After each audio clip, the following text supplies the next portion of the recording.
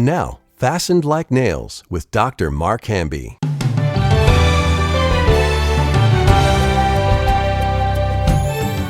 Well, thanks again for tuning in for another Fastened Like Nails broadcast.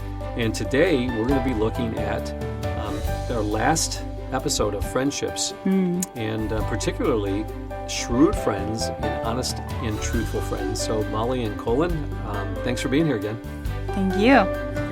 Okay, Colin, God's given you some extraordinary insights, and there was a time several weeks ago you and I studied, and Molly, I believe you were part of this as well, with Mephibosheth and Ziba. And we're doing staff devotions. I think that was when we were in New Hampshire. Oh, it was, yes. Yep. And several years ago, we did this for a devotional, and we had everyone vote on who was the guilty party. Was it Mephibosheth or was it Ziba? And everyone went one direction, and then I kind of went the other direction. And now here it is several years later, and we've come up with a new interpretation of what we believe it might be true. So this one's probably one of the most difficult sections of the Bible as far as finding out what's God trying to reveal, what truth is he trying to reveal, and it's particularly in relationship to who your true friends are. And so we're going to look at the text. We'll give some background information, Colin, on these characters. But before we get into Ziba and Mephibosheth was Jonathan's son, and Ziba was Jonathan's servant and Saul's servant.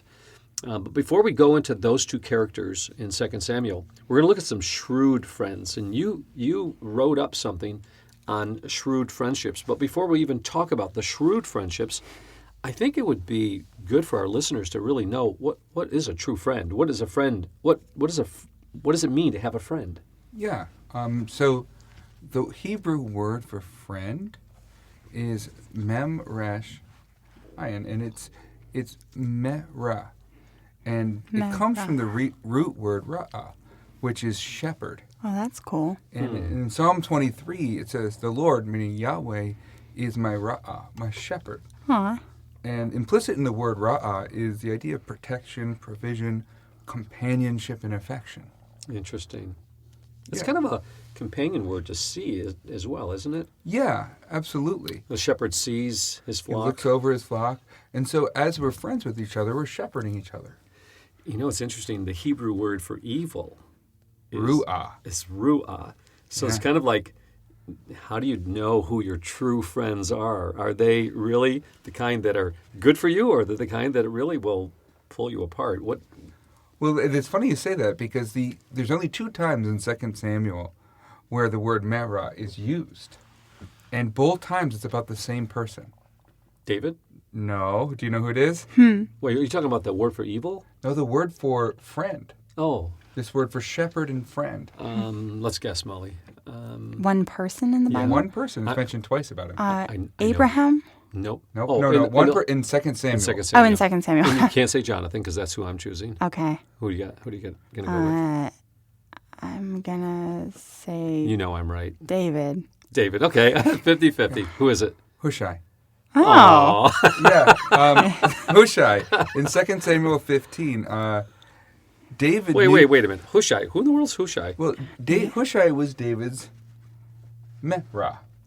He was a friend who had David's life and the life of David's whole family in his hands, and he protected it. That's when David crazy. was being kicked out of the kingdom, David had to flee for his life, and Hushai was left behind. And was Hushai the one that David said to go back and give a report? He did. And Ahithophel was Absalom's counselor.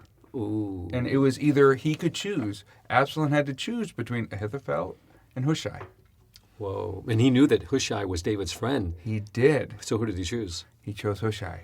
He did? Yes, and Ahithophel knew... Wait. He chose a friend? What does that mean? He chose David's good friend. Why did he have to choose a friend? Who's going to be his counselor? Yeah. Okay, so Absalom, this is before David dies. No, so David has been kicked out of the kingdom. He's fleeing for his life with his family. They're gone. Absalom's back there taking over as the new king. Okay. And now Absalom has to have people around him giving him counsel. Okay. And he's got to choose either Ahithophel, who is not a very good person, or he's got to choose Hushai, who's David's friend. Interesting. And so what David knew is that Absalom had Ahithophel, who was shrewd. He had kind of been the engineer and the architect of this rebellion from the beginning. So he left Hushai, who was also shrewd, behind. So David was leaving it behind, so Absalom would have to choose between this one friend, Ahithophel, or Hushai. And you know what's interesting? David tells Hushai to go back, right? Hushai wants to stay with David. He tells him to go back, and then if whatever he hears, he can report to David. But doesn't that put Hushai in a situation where, I mean, you would think Absalom would almost want to kill him because he's David's friend. It does. It puts him in that position. But the situation demanded it because David knew that Absalom's rebellion would hinge on Absalom choosing the advice of either Ahithophel or Hushai. And the only way he would have a chance if he left Hushai behind. Wow. But doesn't it seem like it was pretty obvious that he was a double-crosser? No, it didn't at first. It did not at first. And I think what it was is that Hushai was able to have enough of a reputation.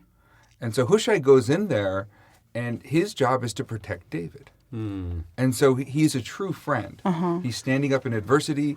He's going in there. So David in 2 Samuel 15:31, he prays that the Lord would turn the counsel of Ahithophel into foolishness. And so the following verse, Hushai appears, and David says, this is an answer to prayer. This is my friend. So he places his trust in Hushai. He leaves him behind to counsel his son, Absalom, and the lives of his men and his family and his children and his whole future was dependent on his friend Hushai. Okay, this is really good because you called him a double-crosser a second ago. Yeah. But really, David's also protecting his own son, Absalom. Because because remember, he doesn't want his son to die.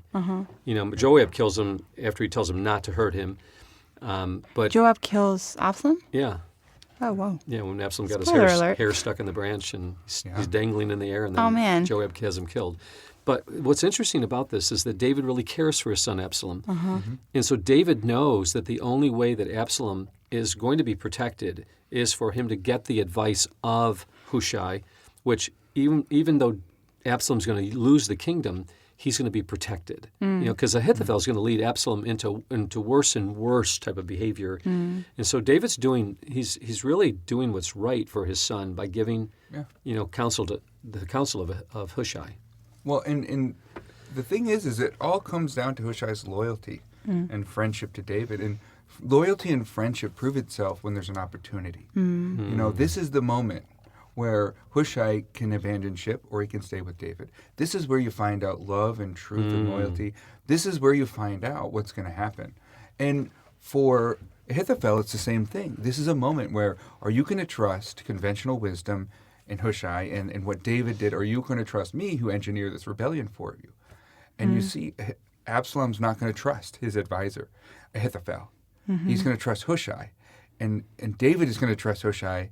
And so you see, Hushai is left behind very specifically to be a friend to David. And he's going to save David's life and the life of his men and his entire kingship. And this is the power of friendship and the power of a friend. He's willing to risk his life to protect us. And that's what a shepherd does for his sheep. He risks his life to protect us.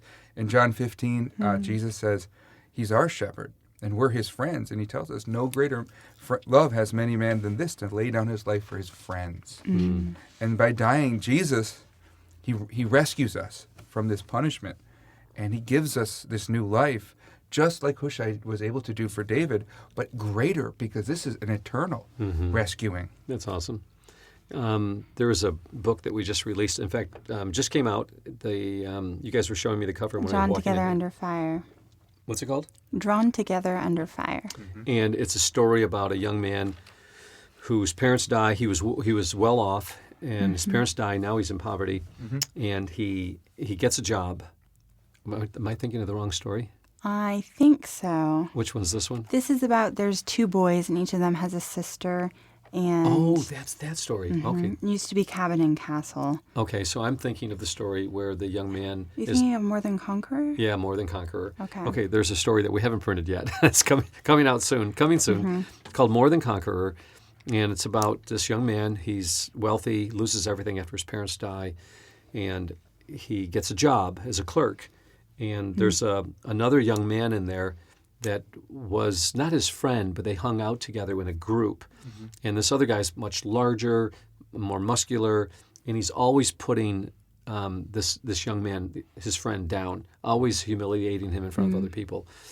But this young man, his name is Bounce, he is the nephew of the owner of the company. So he's a manager, and so he's over him, and he makes life miserable for him while he's there. And then there's another young man that's there who's a Christian, and this Christian is trying to befriend this young man who's taken a pounding. And during this time, he almost gets to the point where he's coming to know Christ, and it's just in real life. I've seen it happen over and over again. When you could tell when God is drawing somebody, Satan will put up all kinds of roadblocks.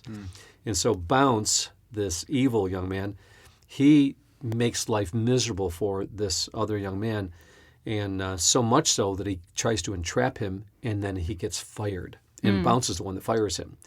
And so the Christian young man has to now make a decision. Is he going to defend the young man that got fired over Bounce, who is his boss? And so talk about true friendship. It is amazing how he weaves his character throughout this story to stand up to evil without being offensive. Yeah. It's amazing. And then in the very end, I won't give too much of the story away, but the young man who got fired almost dies. He's living in poverty. And there's an opportunity toward the end of the story where he's walking along on a path, and sure enough, there's Bounce and his sister and his girlfriend, and guess what comes across the path? A rattlesnake. And the rattlesnake is about to bite Bounce.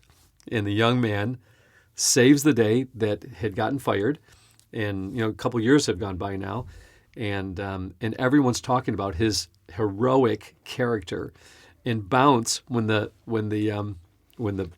viper came after him, he started running away, and the thing was chasing the girls, and this young man saves the day. And they're all talking about how brave he was and how God brings his life full circle to lift him up in front of a person that had been putting him down for so many months.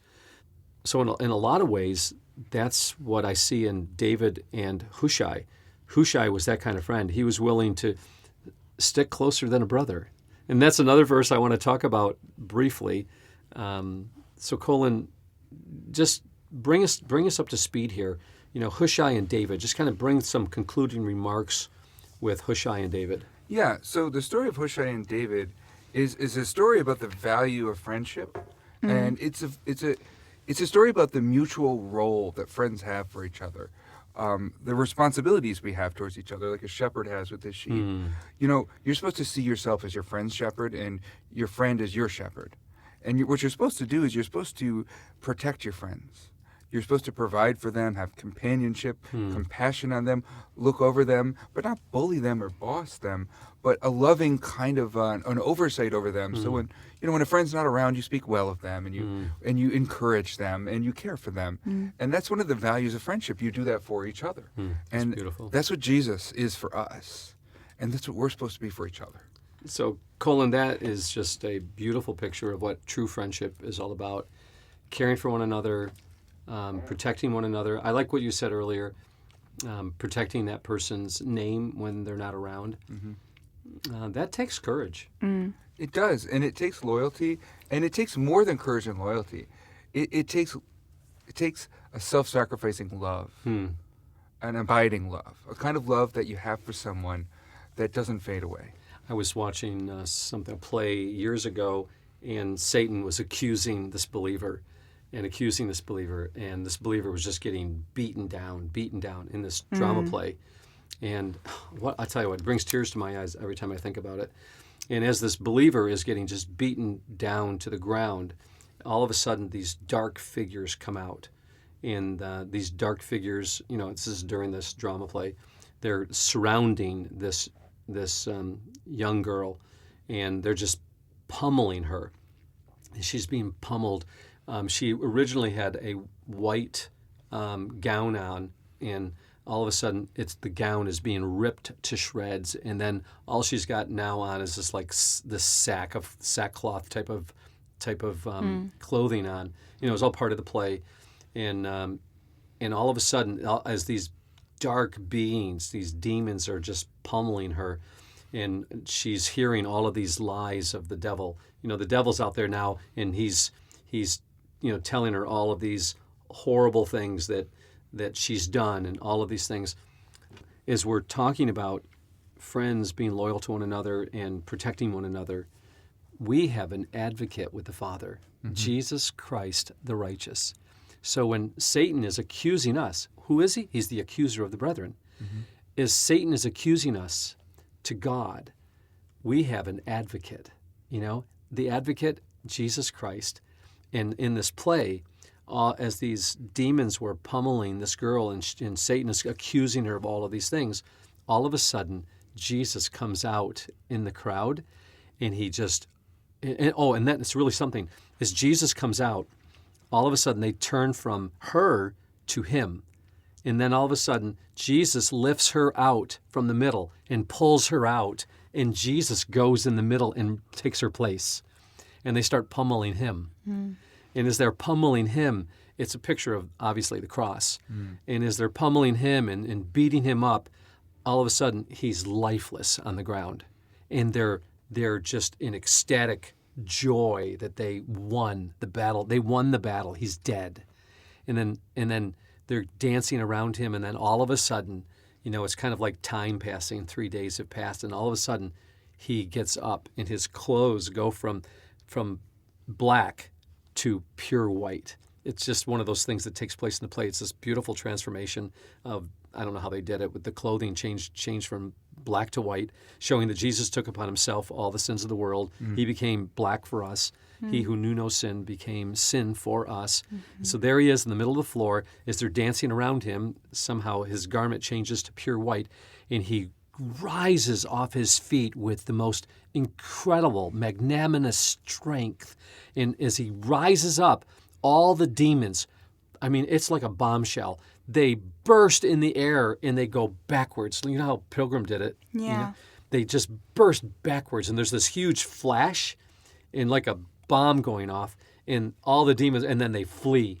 And there Jesus is standing there, and then there's that girl, and he reaches down with his hands, and he raises her up, and he embraces her. And that is what a true friend does. It's just a beautiful picture. So, okay, we don't have a lot of time to get into Mephibosheth and Ziba. I think we got to leave it there of what a true friend is. He's a shepherd, protector of our souls. He's willing to stand in the fray when necessary. Covers our backs, loyal, is willing to. I don't think it takes a lot of thought.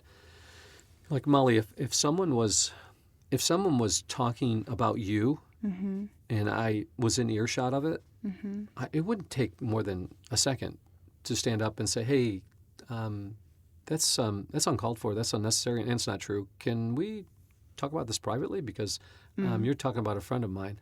I think that's true with Jesus too, isn't it? In our homes, you might be watching a movie or something. They use the Lord's name in vain. If someone were to, now, catch this. If someone were to come into your home, Colin, and they started using profanity in your home, okay? They started cursing God, using Jesus' name in vain, using other forms of profanity, what would you do? Well, usually my response to that is I try to politely tell them, this is, explain to them this is my house, and those kind of words, we don't use those words in our house. And, if they ask why, tell them why. But, I do draw a line. There has to be a line. Yeah. Yeah. Okay, so let's say they don't honor your line.